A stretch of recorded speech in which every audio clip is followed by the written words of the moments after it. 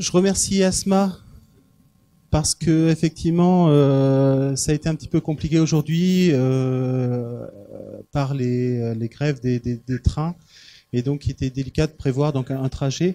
Donc on a trouvé cette version en fait intermédiaire entre venir ou pas pouvoir venir, annuler et en fait le fait de pouvoir assurer mais à distance par cette visioconférence. Donc Asma, je vais te laisser la parole. Elle n'entend pas. Tu n'entends pas? Je t'entends moins bien. Moins bien. Et comme Ouais, ça. là, c'est parfait. Ça, c'est D'accord. parfait. Donc, j'expliquais simplement les conditions matérielles voilà, de la chose. Ça, j'ai entendu. Donc, je vais te laisser maintenant la parole pour nous présenter donc un projet Vigiciel. Donc, certaines personnes à la salle connaissent ce projet-là, mais certains ne connaissent même pas le nom. Voilà, c'est juste pour replacer le contexte, hein. Et tu as donc à peu près une demi-heure, questions Voilà. comprises. Voilà. Bien, merci. Et t'as la salle qui est à toi. Merci beaucoup, Eric. Merci pour l'invitation. Désolée, c'est pas le plus confortable pour vous que je sois loin. S'il y a des décalages, si à un moment vous m'entendez pas, je serai pas très réactive. Mais essayez de lever les bras, me faire signe pour me dire que ça ne fonctionne pas bien. Merci à vous aussi d'être là. Non, non, je suis sûre que ça va. Je reconnais quelques têtes, c'est bien. Je suis Asma Steinhauser, je travaille au Muséum national d'histoire naturelle. Je coordonne le programme de sciences participatives Vigiciel. Je vais partager mon écran pour que vous puissiez voir ma présentation. Voilà, je partage l'écran. Et là, ça devrait être bon. Est-ce que vous voyez bien? Vous voyez? Oui. Oui, très bien. Alors, tac, tac, ici, hop, hop, hop. Vigiciel. Vigiciel, comme je le disais, c'est un programme qui est porté par le Muséum, qui est en lien avec le programme scientifique Fripon, que vous connaissez peut-être aussi, et qui est financé par les investissements d'avenir. C'est un financement qui est géré au niveau du Commissariat général à l'investissement. Vigiciel, c'est... Oups, tu dois cliquer pour avancer. Pouf, voilà. Vigiciel, c'est un programme de sciences participatives. Les sciences participatives, c'est quoi? C'est une démarche qui vise à impliquer le grand public dans la recherche scientifique, afin de collecter des données pour faire progresser la recherche et permettre aux participants de développer leurs compétences, devenir acteurs de leur environnement. Il y a plusieurs parties prenantes dans ces programmes de sciences participatives, des partenaires associatifs qui animent ces protocoles de participation, les observateurs ou les participants, on les appelle de différentes manières, qui respectent les protocoles qui sont définis par les chercheurs pour collecter des données sous plusieurs formes, dans plusieurs domaines. Là, vous voyez dans un cas où c'est en planétologie, mais il y a aussi des protocoles de sciences participatives, beaucoup en biodiversité, pour compter les papillons, les oiseaux du jardin, les vers de terre, et envoyer ces données aux chercheurs pour qu'ils puissent les analyser et comprendre plusieurs choses, notamment l'impact, par exemple, du réchauffement climatique sur de grandes échelles. Ces données-là vont ensuite être valorisées, servent d'indicateurs, servent à la recherche et sont exploitées par différentes parties prenantes comme les collectivités territoriales, des entreprises, voilà. Et ce qui est important, c'est que dans les programmes de sciences participatives, on ne demande pas qu'au grand public de collecter des données dans l'absolu pour juste faire des collections. Tel que c'est vu au muséum, c'est vraiment quelque chose de donnant-donnant entre les chercheurs et les citoyens. On participe, on collecte des données, mais aussi on apprend, on monte en compétences grâce à des formations qui sont mises en place dans le cadre de ce projet-là. Et il y a toujours, en tout cas au muséum, un objectif scientifique qui est derrière ces protocoles-là. Pour en revenir donc à Vigiciel, Vigiciel c'est un programme de sciences participatives qui va impliquer le grand public dans 3 protocoles principaux. Le premier, c'est l'observation de météores. Le deuxième, c'est la recherche de météorites fraîchement tombées et repérées grâce aux caméras Fripon qui sont réparties sur le territoire, on y reviendra. Et l'identification de nouveaux cratères d'impact. Tout ceci pourquoi? Pour mieux comprendre le flux d'impact de matière extraterrestre qui tombe sur Terre et étudier les témoins de la formation du système solaire que sont ces météorites. La durée, donc on a commencé à être financé depuis début 2015 et la fin du financement c'est mi-2019.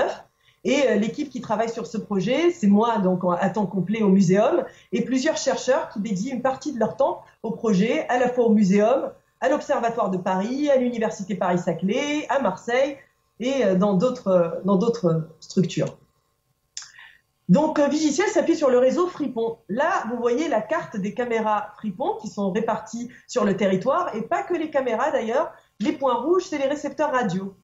Je vais même m'offrir le luxe d'aller sur le site internet pour vous montrer ça en direct. Donc ça, voilà. Vous voyez toujours? Tout va bien? Voilà. Donc là, quand vous allez sur le site internet Fripon, fripon.org, vous tombez sur la carte de France avec les caméras. J'ai mis sur une région que vous connaissez, vous y êtes, donc c'est Poitiers.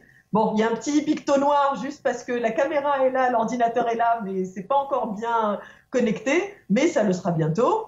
Et vous voyez donc en dézoomant qu'il y a vraiment beaucoup de caméras, de récepteurs sur tout le territoire, et puis on commence à s'étendre en Europe. Et d'ailleurs, quand on clique sur une caméra qui fonctionne, là tiens par exemple, on voit le ciel en direct, normalement en direct. Celui-là n'est pas en direct, il y a un petit problème, voilà.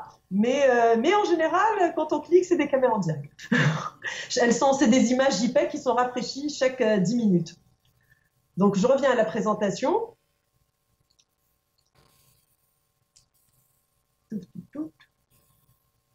Il faut revenir au début à chaque fois, c'est pas pratique.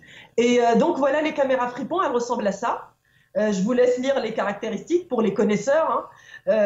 Elles sont réparties donc partout sur le territoire. Là, vous voyez quelques exemples. Elles sont installées sur le toit. Là, il y en a une privilégiée qui est au pic du Midi, qui a une très très belle vue.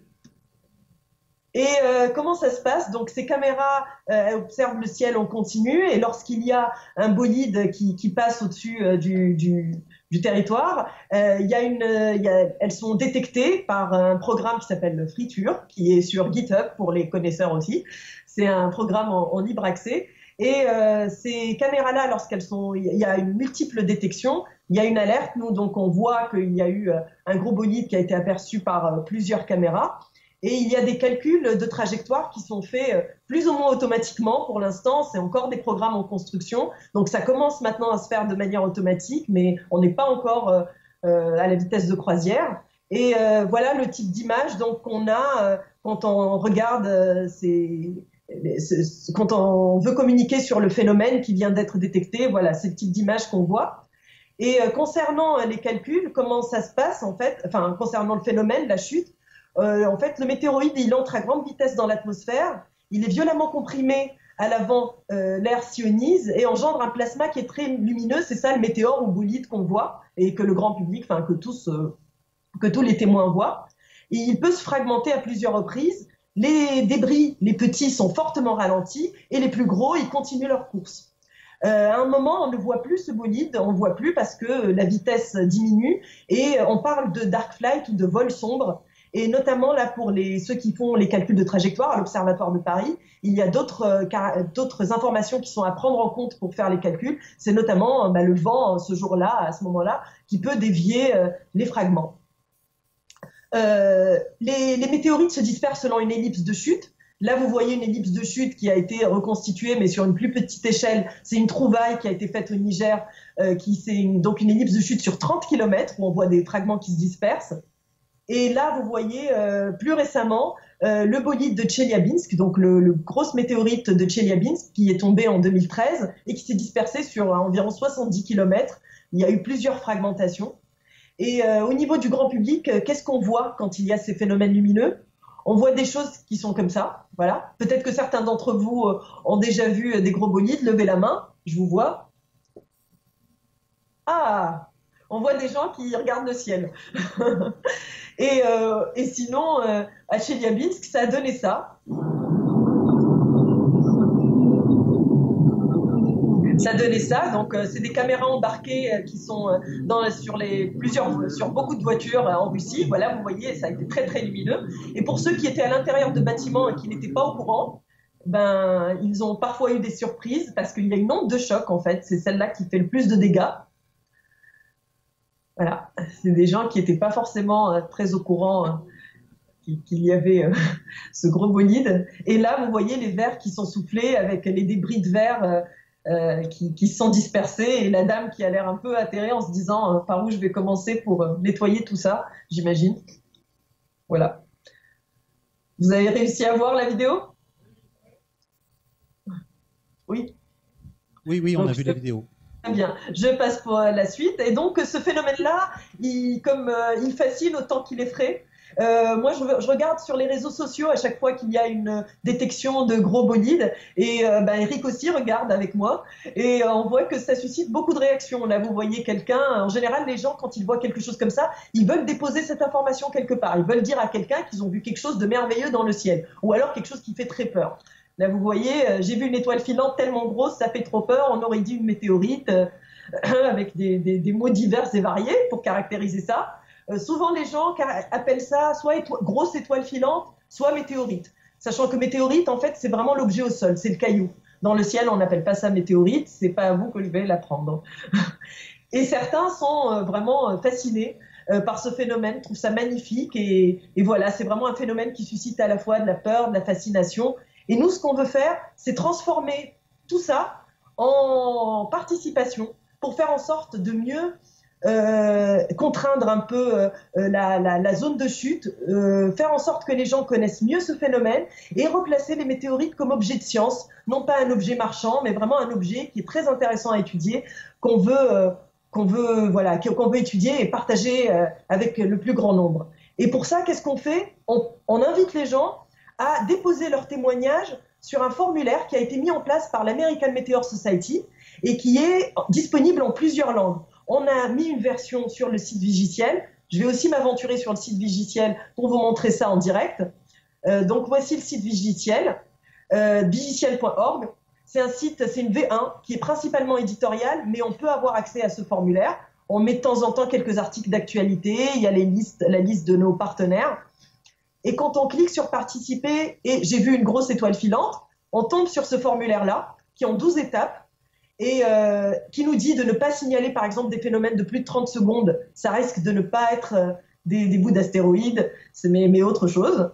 Et quand on commence, en fait, on nous demande si on a déjà une photo ou une vidéo de cet événement. Donc pour les astronomes amateurs et les amoureux du ciel qui capturent souvent des photos vidéo, peut-être que vous aurez la chance de capturer ce phénomène et vous pourrez déposer cette photo vidéo ici. Et quand on n'a pas de photo ou de vidéo, on continue et on a encore 11 autres étapes où on renseigne le lieu où on l'a aperçu, la durée de l'événement, sa couleur, la direction.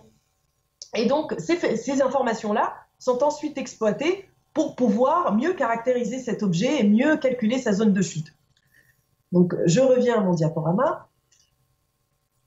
C'est peut-être pas du tout le meilleur raccourci à faire pour retomber sur mon diaporama. Voilà.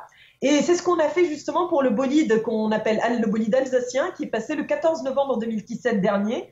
Il y a eu donc un bolide qui est passé là et qui est passé aussi au-dessus de l'Allemagne. S'il y a eu quelque chose qui est tombé, ce serait plutôt tombé en Allemagne d'ailleurs.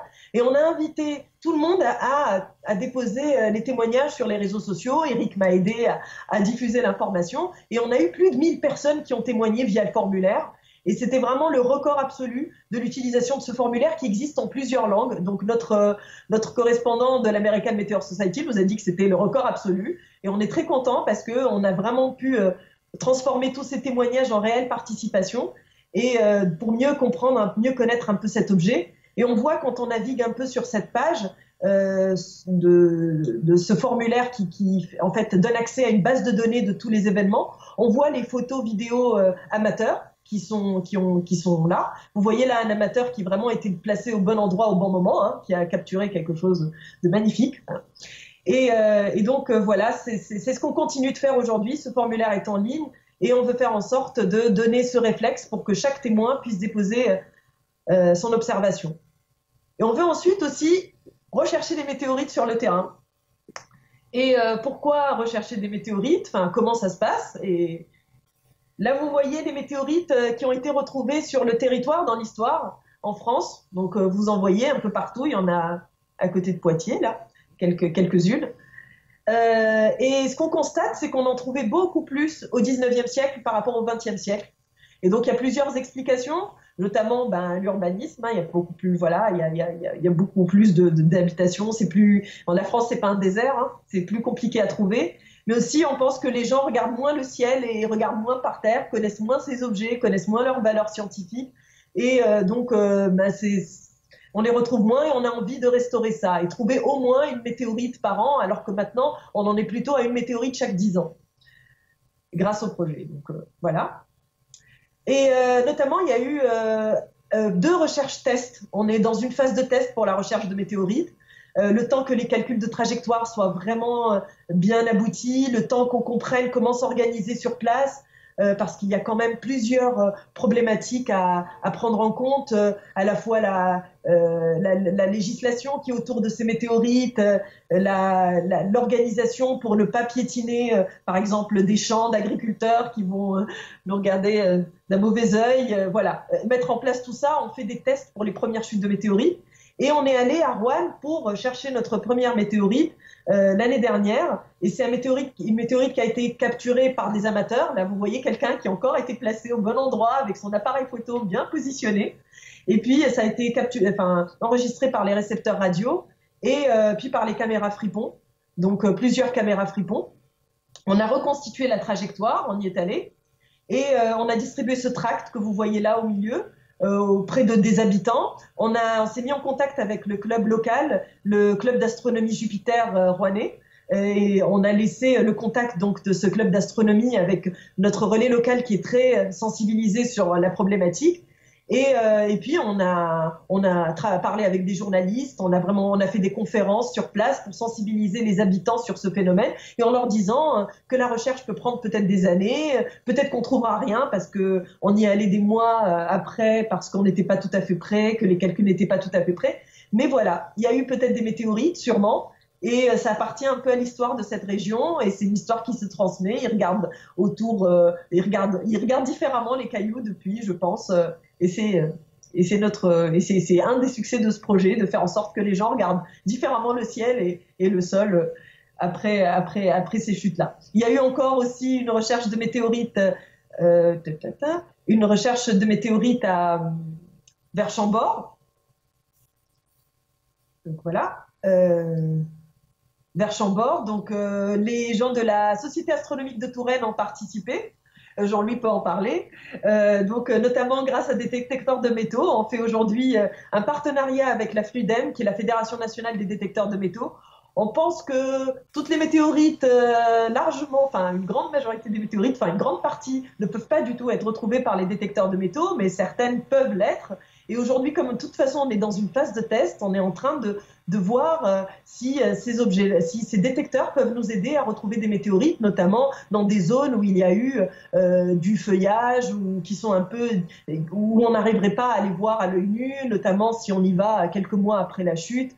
Tout ça. Donc, on est vraiment en train d'explorer, de tester ça. Et ce partenariat fonctionne très bien. C'est une fédération qui se met au service du projet et qui veut vraiment travailler au service de la science et en partenariat avec nos instances. Et ça, voilà. C'est très, très prometteur. Et ils sont très, très bien organisés.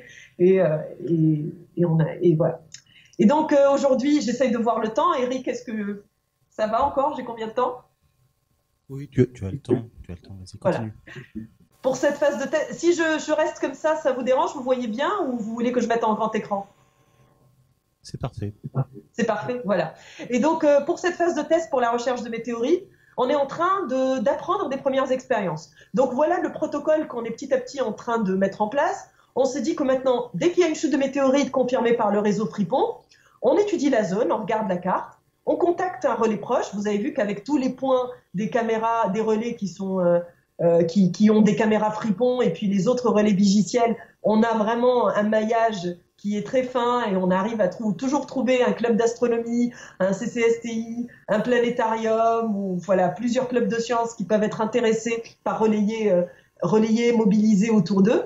On organise une visite du terrain en éclaireur pour voir, c'est tombé dans des champs, c'est vraiment pas le bon moment parce que l'herbe est très haute, tiens, il va falloir prendre des bottes, c'est une zone très urbaine. Donc voilà, on essaye un peu de comprendre comment c'est sur place. On organise une première recherche avec un petit groupe, des gens du réseau Fripon, Vigiciel, des amateurs locaux, On contacte la presse locale, on intervient dans des écoles pour parler de ces objets, de ces météorites, pour que les enfants en parlent à leurs parents. On organise des conférences grand public pour que les gens comprennent un peu ce phénomène.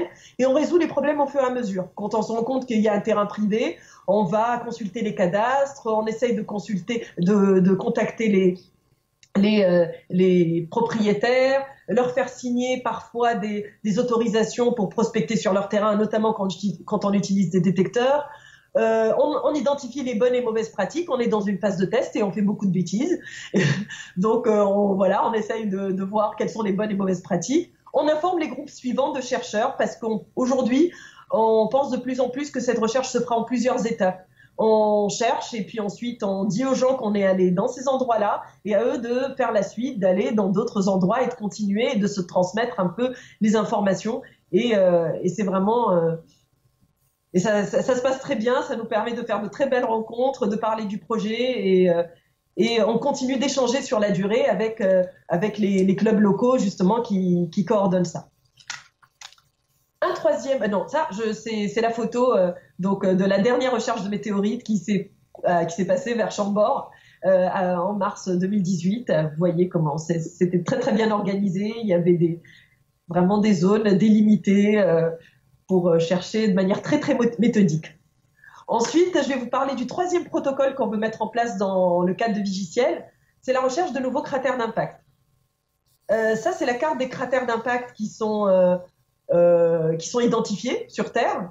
Et on pense qu'il y en a beaucoup qui restent à découvrir. On veut former les gens à leur reconnaissance et on veut mettre en place une petite application, un site internet pour que les gens, derrière leur écran d'ordinateur, apprennent à reconnaître ces structures potentielles et puis les caractériser et voter sur les structures qui ont été identifiées par d'autres pour qu'on puisse étudier les plus intéressantes en faisant des partenariats internationaux. C'est vraiment, on cherche des cratères sur toute la Terre, pas qu'en France. En France, il y a Rochechouart, mais c'est pas une structure vraiment circulaire.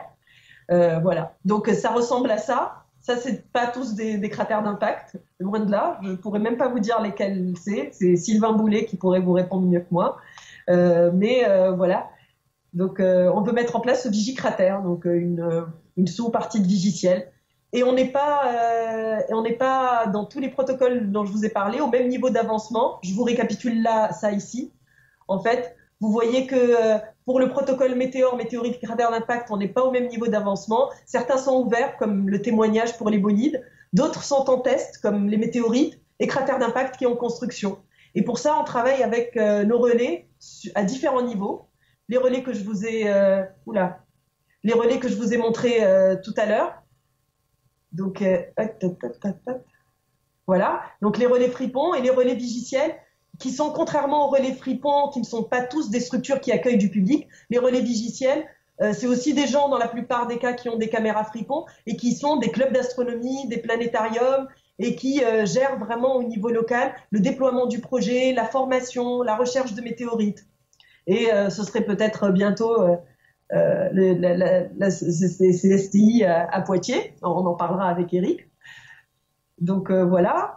Ces partenaires travaillent avec nous sur tous les niveaux, vraiment la construction des protocoles et puis la diffusion pour faire connaître ces protocoles auprès du grand public. Et aussi, sur une grande partie, c'est sur la formation. On a mis en place, dans le cadre de Vigiciel, 23 mallettes pédagogiques, vous les voyez là, donc 23 fois 4 valises.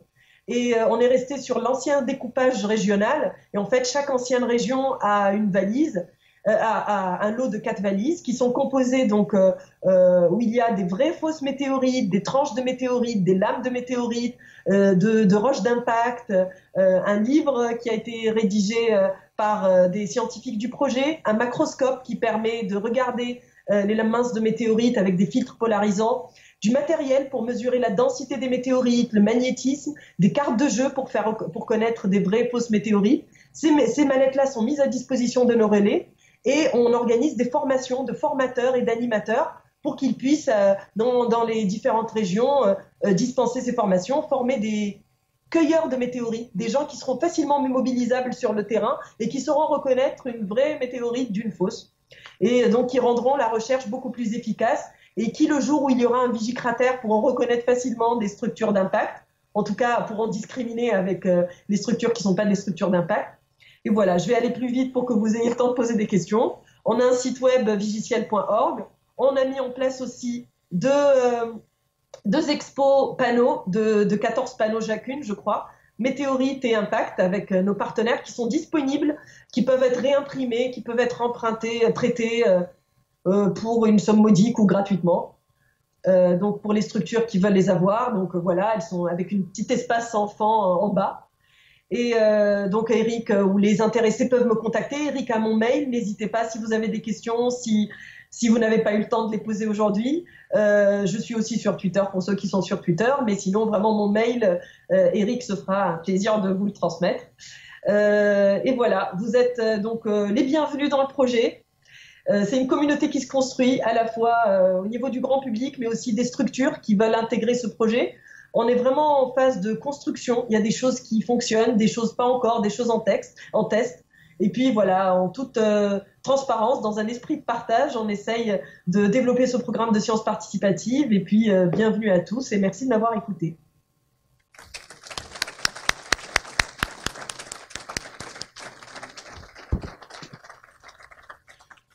Merci énormément. Voilà, donc on va passer aux questions compléments. Donc là, effectivement, une contrainte comme dans la journée, mais là encore plus, hein, de bien parler dans le micro, sinon là, on n'entend pas du tout la question. Je t'entends. Alors. Oui, là. Ah. On n'entend pas très bien, mais oui. Donc, il faut vraiment parler dans le micro. Voilà. Non. Une question? Non? Alors, effectivement, bon, pour essayer bah oui, tout est clair, donc... moi j'adore ce côté science participative parce que je pense que tout le monde peut faire un petit quelque chose. Alors bien sûr, c'est un témoignage isolé n'est jamais très performant et toujours il manque des informations. Mais s'il y a plein de petits témoignages, là on peut faire ressortir une information. Et donc effectivement, quand je vois passer moi des annonces d'appels en fait de témoignages, je les relais parce que je trouve ça. Elle n'entend pas du tout? Ah. Et on peut. C'était très bien. Tu entends ou pas? Ah, là, oui. Ah, là, oui. Il faut que je sois près de l'ordinateur. Ah, voilà. Sais. Donc, j'étais en train de dire que j'adorais en fait le côté science participative parce que, en fait, un témoignage isolé, parfois n'a pas trop de valeur parce qu'effectivement, les personnes, elle n'a pas trop su où regarder pour dire que c'était au nord, au sud, elle ne savait pas trop. Mais en cumulant en fait les informations, les nombres de témoignages, on s'aperçoit qu'on peut faire ressortir une information qui est relativement précise. Donc c'est pour ça que dès que je vois passer moi des infos de renseignements comme ça, donc tu évoquais différentes sources. Oui, tu m'entends pas. Hein. Différentes sources de témoignages, tremblements de terre ou autres, j'ai fait partager parce que plus il y aura de témoignages, plus on aura d'informations. Alors on va traduire en langue des signes. Non, je sais pas. Oui, non. Tu entends, non, vu la tête, tu entends très mal là. Non. Oui. En fait, ça commence toujours très bien et après, voilà. Mais j'ai entendu que tu parlais des témoignages en disant que lorsqu'on est plusieurs, c'est plus efficace. Et en fait, ça, j'ai oublié de le dire. C'est que, bien sûr, les caméras, lorsqu'on enregistre l'événement, elles sont calibrées. Il y a vraiment des choses qui ont été très bien calibrées pour calculer au mieux la zone de chute. Ce sera plus fiable que les témoignages visuels soient. Mais on pense que, vu que ces phénomènes de chute sont extrêmement rares, on pense qu'il y en a entre 1 et 10 sur le territoire français par an, mais c'est vraiment des suppositions parce que ça n'a jamais vraiment été compté comme ça, c'est des projections.